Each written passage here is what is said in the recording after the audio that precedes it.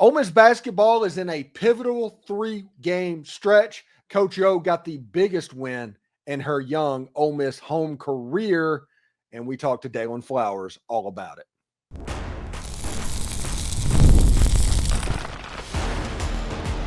You are Locked On Ole Miss, your daily podcast on the Ole Miss Rebels. Part of the Locked On Podcast Network, your team every day.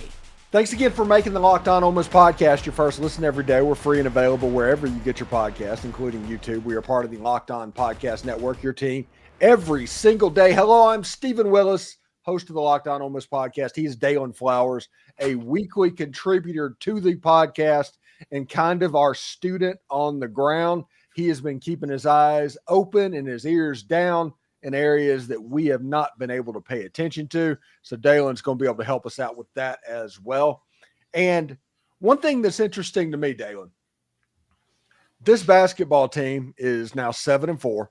They won a game against LSU that was kind of the opposite of the Texas A&M game. So that kind of evened out a little bit. And you go up to South Carolina, the 16th team in the SEC. It's going to be a difficult place to win because South Carolina has 5-point losses to Alabama, Auburn, and Florida. You know, it's not going to be easy, but Ole Miss probably should end up winning that game to go to 8-4 and set up a big game against Mississippi State on the weekend. This is the biggest stretch of the season for Ole Miss right now. Don't you think? 1,000%. You know, winning the LSU game meant a lot, I think, from a fan perspective, from a national perspective, and from an Ole Miss perspective.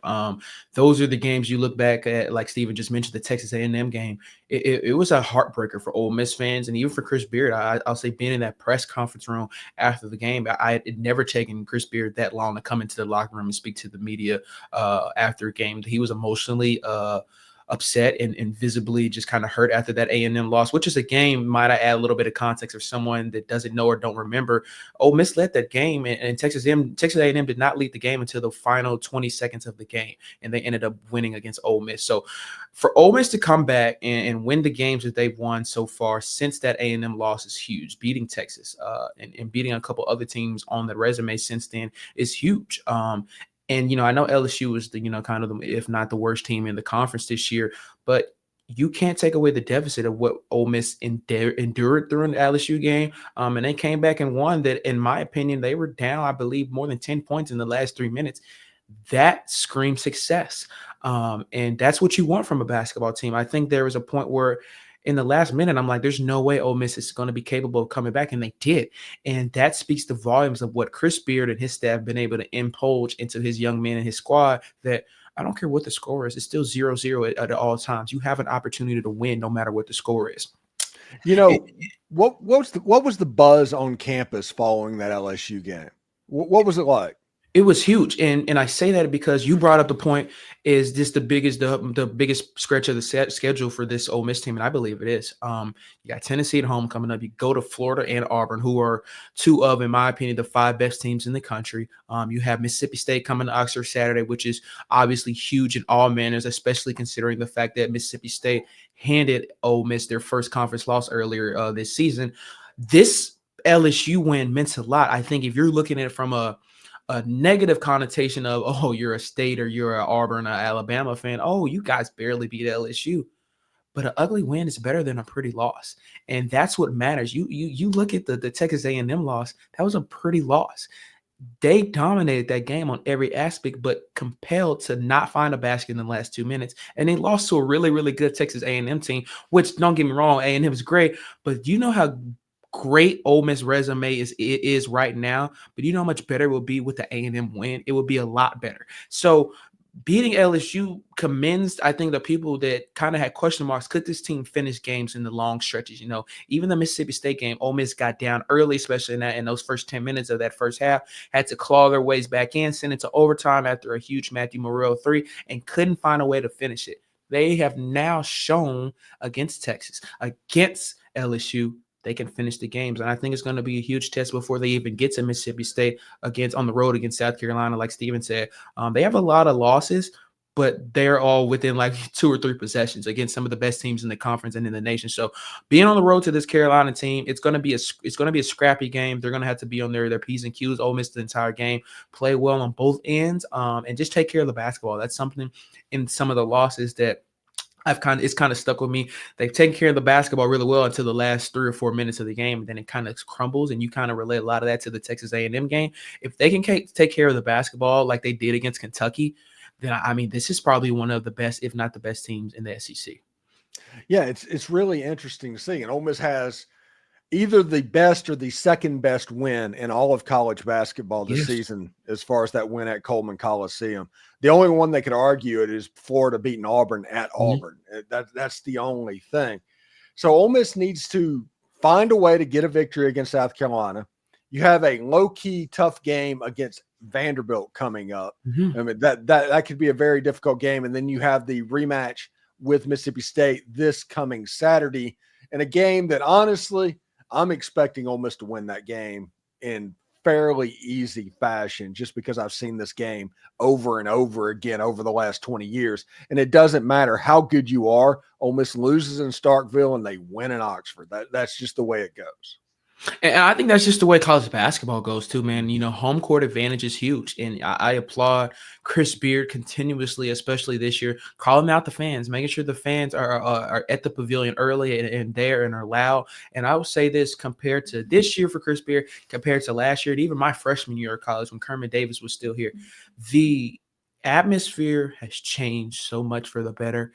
And I mean that wholeheartedly. It's not just, you know, there's one thing when butts are in seats, but butts are in the seats, loud, affirmative, into the game, cheering on the Ole Miss offense, loud and rowdy when they're on defense. This crowd at the SJB Pavilion is now one of the best. You know, they're not a Rupp Arena or a Bud Walton Arena with 20,000 people. But those about 9,500, 10,000 people, they make some noise, and they've been able to do it a lot this year. And definitely expect no less for a 5 o'clock Saturday game against the Mississippi State Bulldogs. It's going to be loud. I think it was announced yesterday by Ole Miss Athletics that the game was officially sold out. So it's going to be loud. It's going to be crazy. And I think the fans want this just as much as the players. You want to avenge that loss. It's state. It's your in-state rival. And again, this gets ready to put you in a point. Is Ole Miss a 2, 3, 4, 5 seed in the NCAA tournament? These games, these moments helping avenge losses that you're getting the opportunity to are really going to be pivotal for Ole Miss. Thanks for making the Locked On Ole Miss podcast your first and listen every day. When we come back, we will talk to Daylan about Coach Yo getting that first big home win. So stick around for that. But first, I do need to let you know about Wayfair. After the holiday hustle, there's nothing like giving your home a little TLC. I always find that decluttering and refreshing my space helps me get back into a routine. Whether you're tidying up, cleaning out, or just want to give your space a new look on the year, Wayfair has everything you need and all within your budget. I'm currently looking for furniture as I'm getting ready to recover from a surgery, and their huge selection has made it easy to find pieces that fit my style and budget. My favorite part is the free and hassle-free delivery, even for larger items. Wayfair's site was so easy to navigate. I found everything I needed in no time. There's something for every style and every home, no matter your space or budget. Wayfair makes it easy to tackle your New Year's home goals with endless inspiration for every space. So you're looking at recovering from that surgery. I wanted to find a recliner. That's the reason I used Wayfair, was to find a recliner that was comfortable and good enough for me to recover in. I was able to get that. They delivered it, no issue, and it was so quick. Give your home the refresh it needs with Wayfair. Head to wayfair.com today. And that's WAYFAIR.com. Wayfair, every style, every home.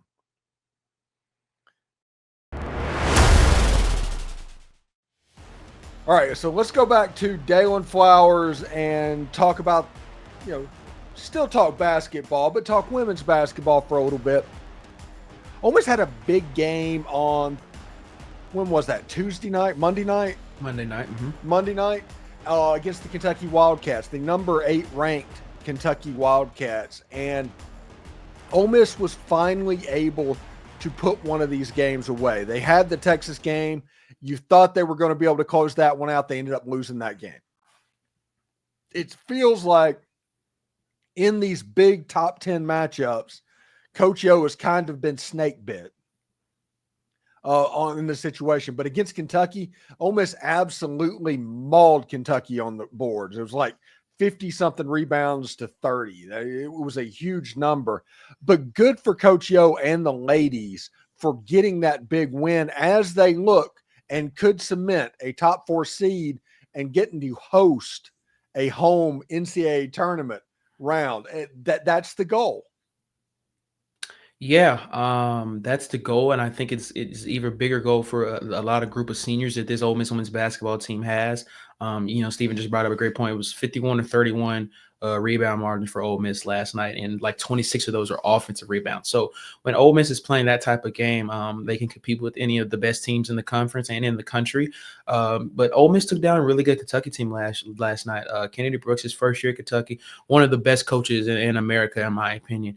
He's developed some of the best guard play in the country as well. And Ole Miss took that personal, and they did their best to take opportunities on both ends of the floor. And I'll say this, I don't remember the exact number, but it was probably about 74 or 75 shots attempted, at least within the last 3 minutes of the game for Ole Miss, which was the most this season. And I don't know if that's something that Coach O kind of just implemented a little bit more, but it definitely worked out for the long run. And it was huge for Ole Miss.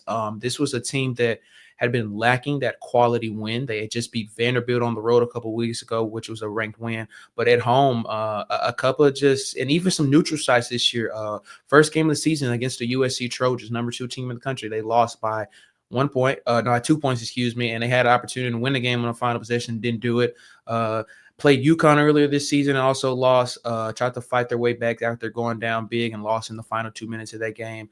Lost to a very good NC State team as well earlier this season, and even some conference losses. I think one of the losses that will probably stick with me forever is losing to Texas a few weeks ago at home. Big Schaefer, one of the best minds in college basketball. Coach O and Ole Miss had that Texas team beat. It was almost a similar type of game for the men's against Texas A&M. They led the entire game minus the last minute of the game, and they just couldn't pull it out. And so there have been some things that, in my opinion, had needed to be worked around and done differently. And I saw it last night on every aspect from Coach O and Ole Miss.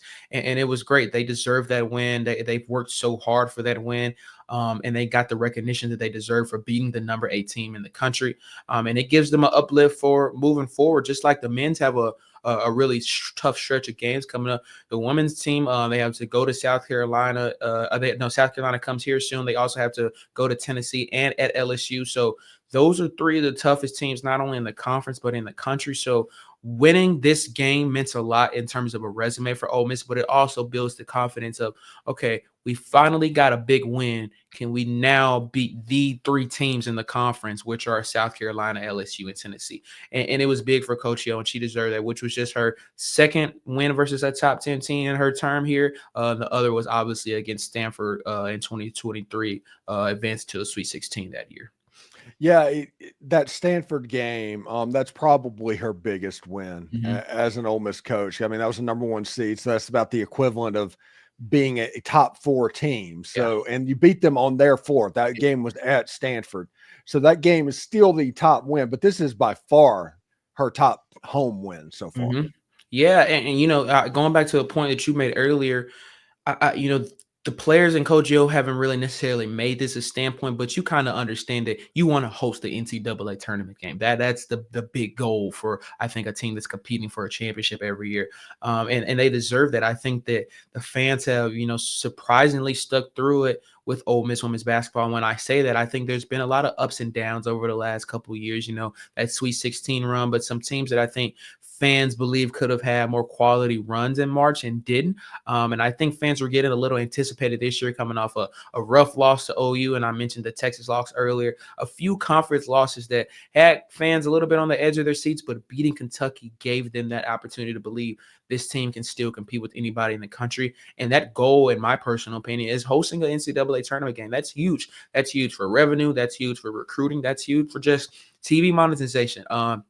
And that's what you work for, to get the recognition that you work for, to be deserved and respected. And I think Ole Miss is slowly moving towards that point. In doing so, now they're going to have to, like I said, South Carolina, LSU, and Tennessee, and also going on the road to Arkansas here soon. They're going to have to pull out at least 2 of those wins in the final 4 games of regular season, which will put them on a high spec, especially depending on how they play in the SEC tournament. But I have no doubt after last night that Coach Yo and the women's team have the ability to do so. Yes, and the Carolina and the LSU game would be difficult, but Tennessee, I mean, they beat UConn. They're a good team as well, but I think Ole Miss and Coach Yo has beaten Tennessee recently, and I think that might help them out with the mindset of what is going on. Yeah, I think it builds on just being on the road. I'm really, this may be a wild statement, but I'm more comfortable with this team being on the road, especially in those last 2 or 3 minutes, than I am with them at home for some reason. I've watched them do these things on the road a little bit better, kind of just like feel like they have more of a chip on their shoulder being on the road and a road atmosphere. So I'm excited about going to Tennessee. I think Tennessee's not in the tier of one of the 5 or 10 best teams in the country, but they're still a nationally ranked team. I think number 17 right now. So it's going to be a dogfight. It's going to be a game that has to be won on the trenches. But going back to my point about the men's team, they have to take care of the ball. Their average was 13 turnovers, and against Oklahoma just last week, they had more than 25. That's something that you can't do if you want to be successful. And they did it against Oklahoma, and they weren't successful. And so you have to take care of the ball. Just simple as that. Don't give the opposite team more opportunities than you. And they didn't do that last night, had a lot more shots, and they ended up pulling it out. Baseball season, first pitch goes out Friday. I think today was baseball's media day as well. We'll talk to Daylan about the baseball season that is coming up as well. So stick around.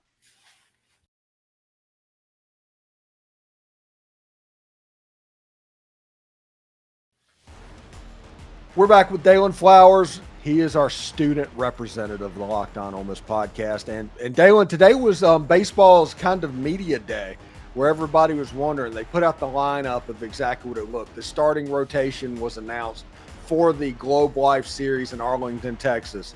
What's your gut about this baseball team before it starts? I've been to a few exhibition games so far, exhibition games, excuse me.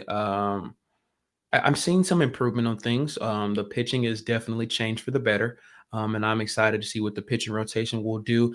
I'm concerned about 2 things. I think we have a decent lineup in terms of batting, but other than maybe 3 or 4 guys, I don't know how much faith I currently have in our hitting.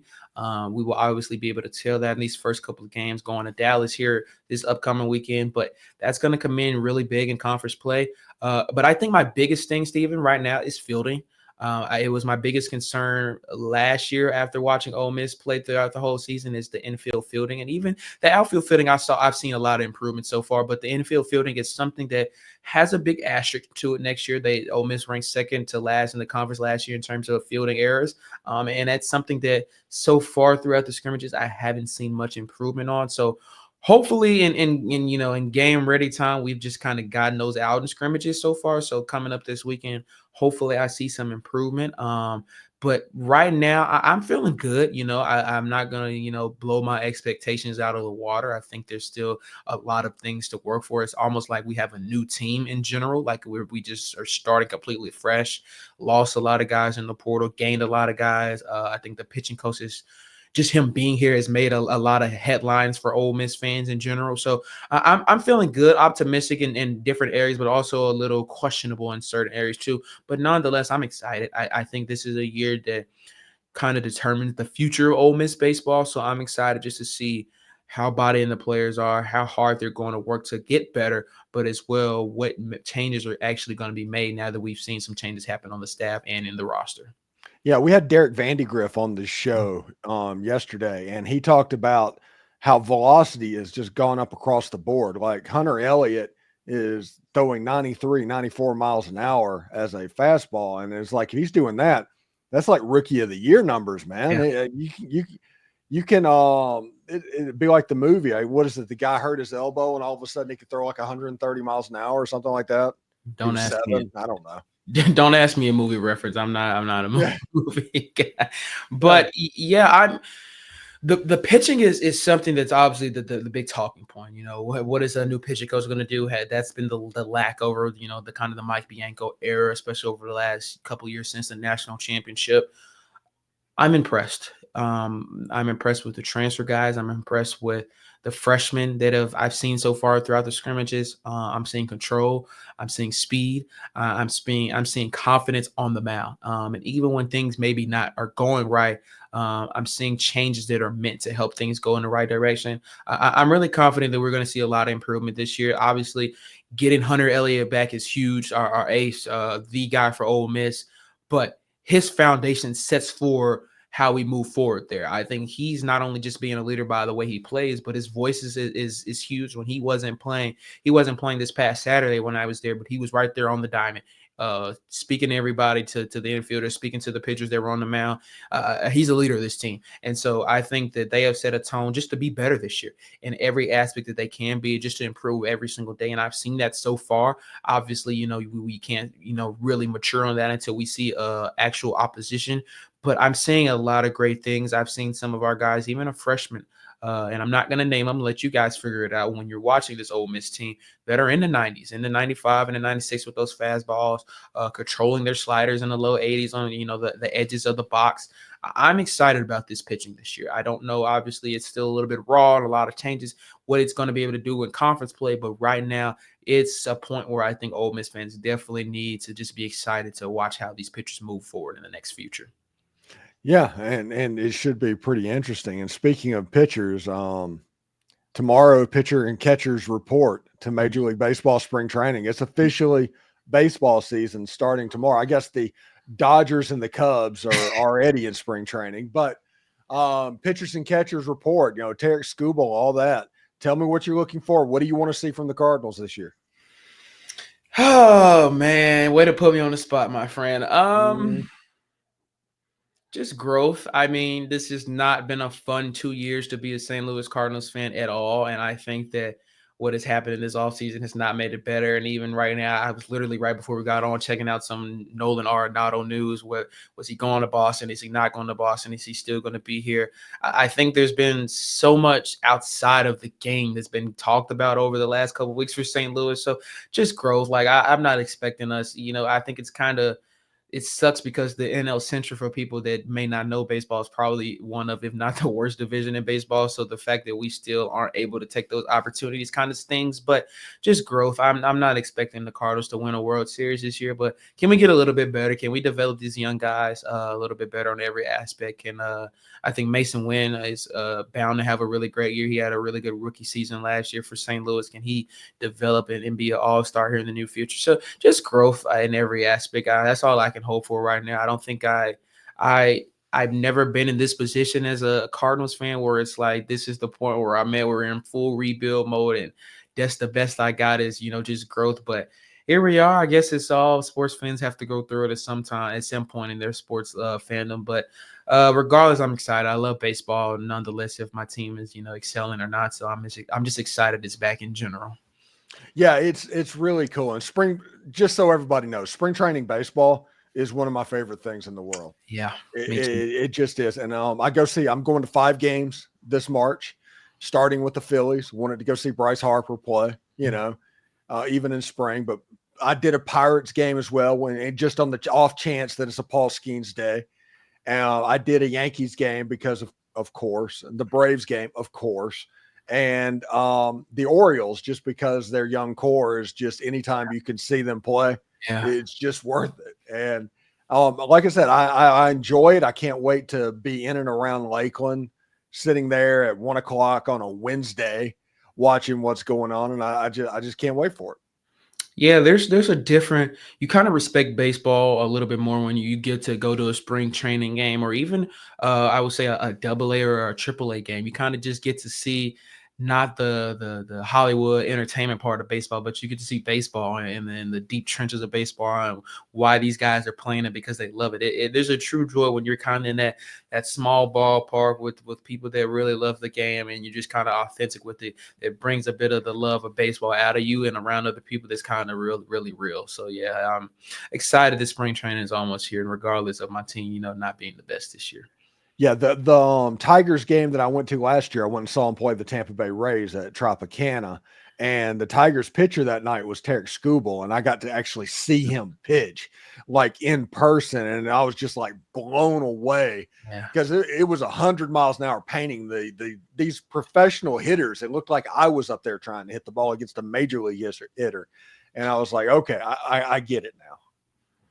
Yeah, years ago I was able to go to St. Louis when Yachty and Albert Pujols were getting ready to retire. Just being in that environment is cool, and I think the thing about baseball is I think Deion Sanders may have said this, but like you can be a Hall of Famer and you only bat 300. I think that's what makes baseball so special. Like you can be three out of 10 good, but you're still a Hall of Famer. And so watching these guys do their thing, baseball is kind of those things like you can go 1 for 5, but that one hit in the ninth that gave you the run and gave you the lead with a run is huge. And so there's a bit of baseball that may not match the athleticism of football or basketball or soccer, but it's still a true love. And if you have a team to support, man, there's a different emotion because Steven will tell you on and on about his Tigers fandom, how he got to be a Tigers fan recently.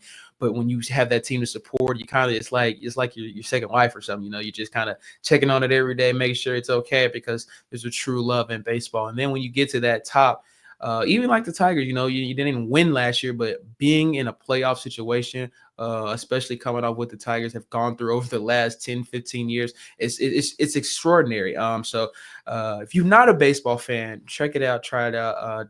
Don't be a Dodgers fan, though. That's what I will say. Yeah. Do not be a Dodgers fan. Yeah, they are the new Yankees. Don't do that.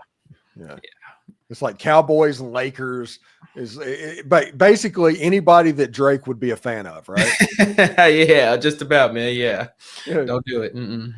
All right. Thanks again for making the Locked On Ole Miss podcast your first listen every day. We're free and available wherever you get your podcast, including YouTube. We are part of the Locked On Podcast Network, your team every single day. I'm Steven Willis. He is Daylan Flowers. Daylan, thank you so much, buddy. And we'll do it again next week. Thank you, man. Take care, y'all. Hotty toddy. Hotty toddy.